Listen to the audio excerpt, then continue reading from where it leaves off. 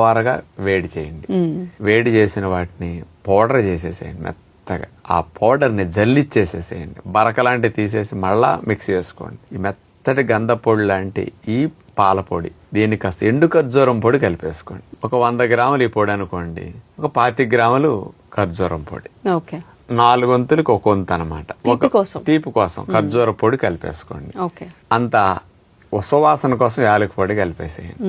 ఇట్లాంటివి వేసేసి పాల పొడి చేసుకుని డబ్బాలో పెట్టుకోండి.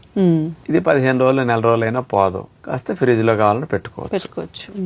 ఇలా ఉంచుకున్న పొడిని మంచి పోషకాలు అందటం కొరకు మీరు పాలు ఇచ్చినప్పుడు ఆ పాలల్లో ఈ పొడి కలిపి ఇవ్వండి. ఇందులో ఇప్పుడు చెప్పిన లాభాలన్నీ చక్కగా వెళతాయి. ఆ పొడి ఒట్టిగా తింటానికి కూడా గమ్మగా ఉంటుంది. అసలు మీ పిల్లలు అటు వెళ్ళినప్పుడు ఇటు వెళ్ళినప్పుడు మీరు లేకుండా ఆ పొడి కూడా తినేస్తారు. అట్లయినా మంచిదే, కానీ ఇలా పాలల్లో కలిపిస్తే తేనె వేసుకుని బాగుంటుంది.